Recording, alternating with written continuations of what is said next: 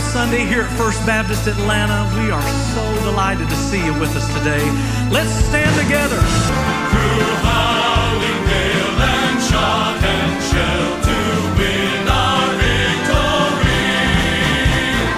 Send where we're at, this is our guide, our pledge, our motto too. We're always ready, do or die. Line for sky, we fight for you. And therefore, now this is for the monarchists, and therefore Catholics and others who champion the natural law tradition can be, perhaps even should be, patriotic and faithful citizens of this republic. Right. What is patriotism? Is it just like parades and fireworks and this bizarre, 18th century Mason sort of thing? The central principle is that nobody takes care of somebody else's property as well as he takes care of his own. The central principle is that nobody takes care of somebody else's property as well as he takes care of his own. Michael Novak and Richard John Newhouse and George Weigel seems to be that the theological underpinning of the American constitutional order is Catholicism. If we rightly understand what America could be, what America in its truest and best self wants to be. Theological underpinning of the American constitutional order is Catholicism. If we rightly understand what America could be, what America in its truest and best self wants to be. To write a love letter to the United States, thanks for all it's done for my family. It was 100 years ago last year. If we as a society discuss what is good for our society, and because in the United States we have a limited vision of what politics can accomplish and fixed limits on what can be politically discussed, that this sort of forces down, maybe gradually and over time, a limited vision of what you can say is good and bad in society. And so that this sort of abbreviated false moral relativism was inevitable with the American liberal system. And so that this sort of abbreviated false moral relativism was inevitable with the American liberal system. That these men were mostly deists, not very religious really. They were just publicly religious because people were, but they didn't really feel it very keenly. Well, I was amazed to see how much they did. The largest church service in the United States during the Jefferson administration was held in the U.S. Capitol building. So many of these people. I give a little list in the book, and I give it partly because when I look down that list, I couldn't have told you the names of anything about the lives of most of them. I have a tagline for a few, but a stunning number I didn't recognize. And I kept running into little references about how brilliant and how learned James Wilson was, and similarly with Benjamin Rush. If you think it as an option that you happen to choose and you might change your mind, then you haven't entered into it. Right. So it's something that precedes you and it makes a claim on you prior to your making any particular choice. And so this gets to this really core idea of your book that in allowing these different belief systems, so to speak, or traditions, more essentially, as various options, liberalism ultimately redefines them. And so it actually evacuates them of their meaning and of their structure as traditions. And therefore there is no real religious freedom under liberalism for that reason, because it in allowing religions as options, not in accepting the fact of religious plurality, which you talk about later in the book, which is a different matter. But in conceiving them as options, essentially, what it does is it transforms them fundamentally. And so what you get is liberal Christianity under the form of liberalism. But in conceiving them as options, essentially, what it does is it transforms them fundamentally. And so what you get is liberal Christianity under the form of liberalism. Is something along the lines of, by making the political process about the avoidance of the maximization of individual liberty and the avoidance of making strong claims about what is really good, then we're going to devolve into this kind of system, or this kind of moral relativism. I'm not sure that quite follows. Now, the argument is complex, so it deserves more unpacking. But the classical, say, American liberal conception is not that there are no moral truths, but that we may need to limit the sorts of things that government is going to be responsible for safeguarding. So there are certain goods that the polity is supposed to act in favor of, and there are others that it should leave to the sphere of private action, for example, or other, it's not necessarily just purely individual action. It might be communitarian action that's not in the realm of government action.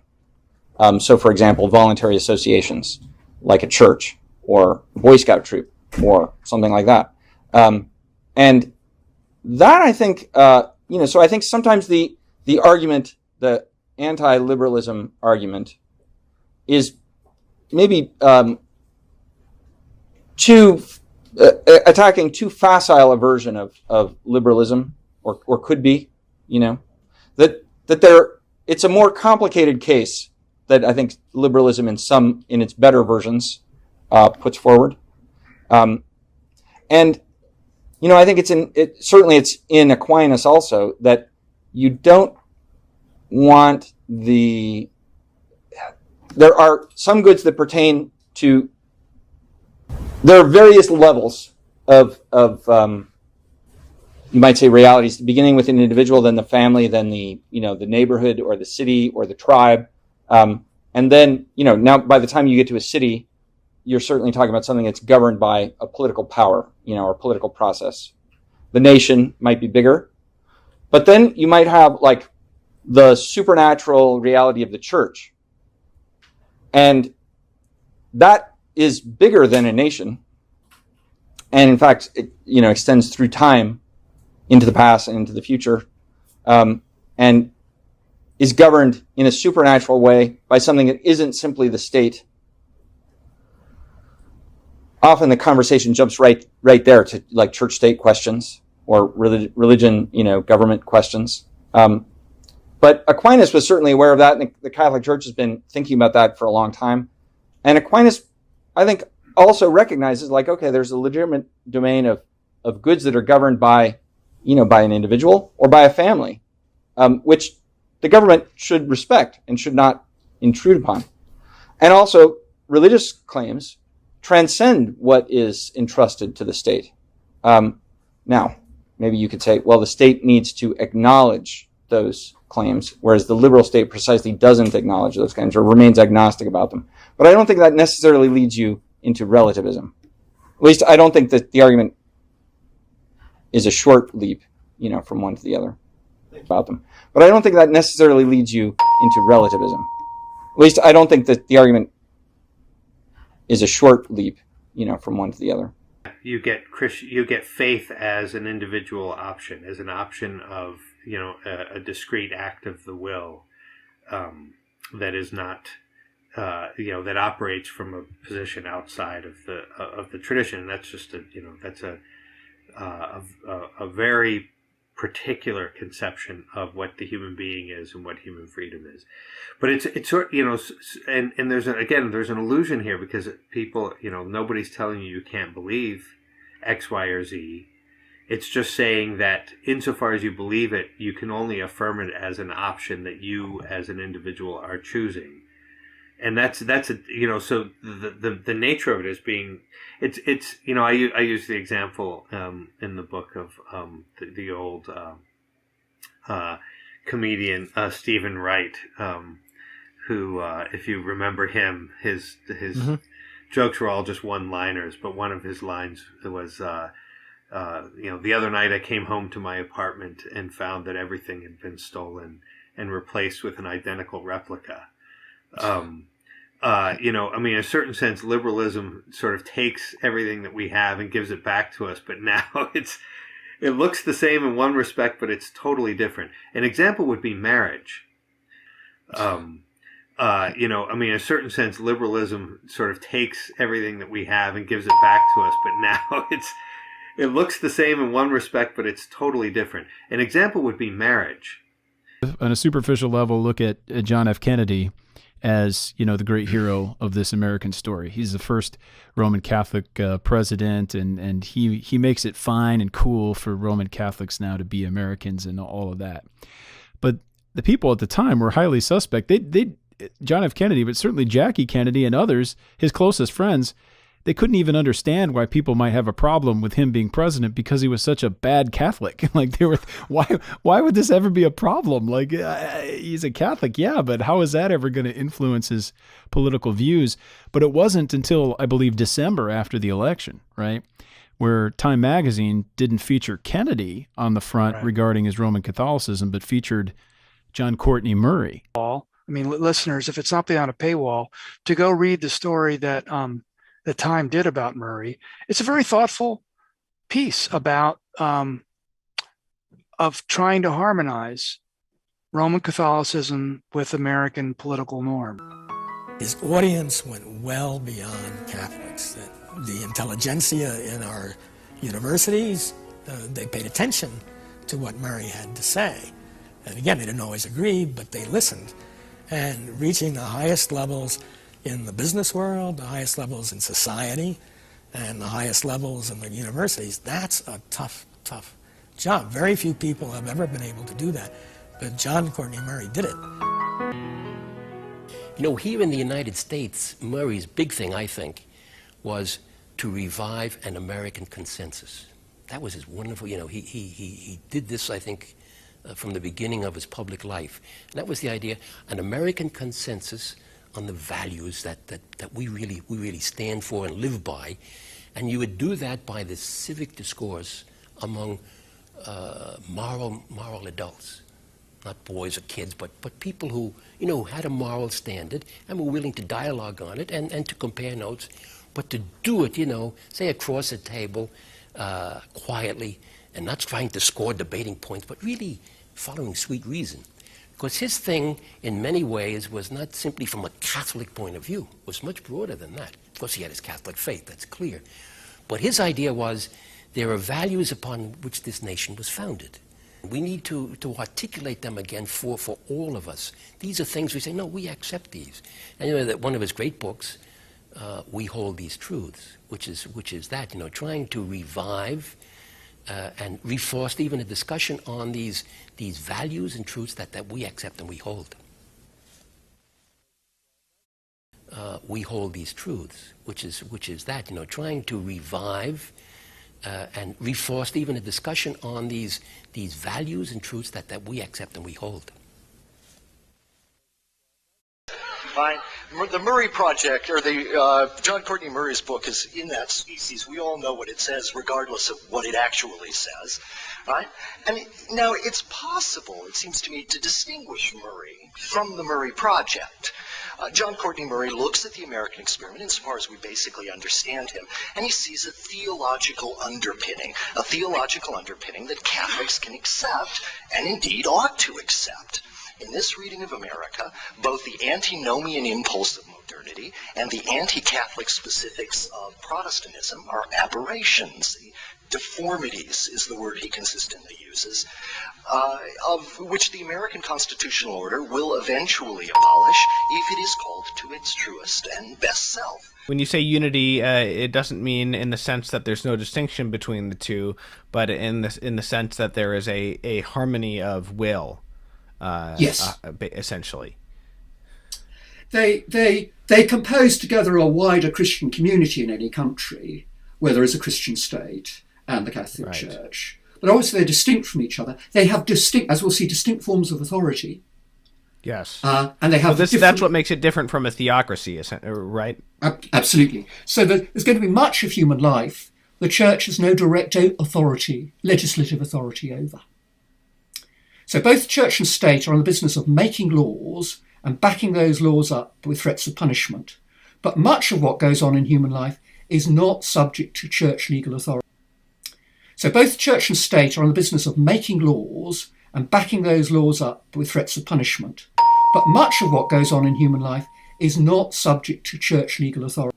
Consistent with the maximum freedom for each individual to follow his own ways, his own values, as long as he doesn't interfere with anybody else's doing the same. Okay, consistent with the maximum freedom of each individual as long as he doesn't interfere with other individuals pursuing their own freedom. But as a matter of fact, there are two really different versions of libertarianism. The more extreme version of libertarianism has one central principle. It is immoral to initiate force on anyone else. That's the prime view. That's the Ayn Rand type libertarianism. So the coercive power of the state is immoral in and of itself. Immoral in and of itself. And all you need to know that something of the state is immoral is whether it involves the initiation of force. And all you need to know that something of the state is immoral is whether it involves the initiation of force. And they look at the claims of special grace in America, and they see idolatry. This last point, it seems to me, is crucial. The lineaments of America's special grace run through the historical record. Madison actually claims, and there's a letter from Madison in which he actually claims that God in his direct providence had veiled the new world from discovery by Europe until mankind was ready for this new experiment in freedom. From discovery by Europe until mankind was ready for this new experiment in freedom. Libertarianism and classical liberalism, but the basic framework held for 60 or 70 years. And now, I think the most important thing to understand is that liberalism, which, in a lot of ways, it's very well-intentioned, it's very, very noble, but it assumes that children, when they're being raised, that they don't need any kind of traditional guidance. They don't need any kind of customary framework, what people call guardrails today, that are inherited and are consciously inculcated by parents, by churches, by schools. The assumption was, and I think for many, many parents still is, for 2 generations, the assumption was you tell your kids when they're growing up, look, whatever makes you feel good, whatever fulfills you, whatever it is that gives you meaning in life, that's what you should do, and the important thing is to be happy. And that sounds really nice. But as you know from your work and your studies, when you raise kids like that, a great many of them simply reach a kind of a dead end. Whatever makes you feel good, well, they don't know what makes them feel good. And into that vacuum steps in this woke neo-Marxist movement, which has answers. It gives people answers, and the surprise is that all of these mainstream liberals thought that if you just told kids, use your reason, think for yourselves, figure it out for yourselves, we trust you, that everybody would sort of come to something normal. But it turns out that that's not true. When you tell all the young people for 2 generations, just think for yourselves, whatever looks good to you, it turns out that a great many of them are much more attracted to Marxism, and some of them even to fascism, than to the mainstream liberalism. So that went on for 2 generations, and now it's collapsed.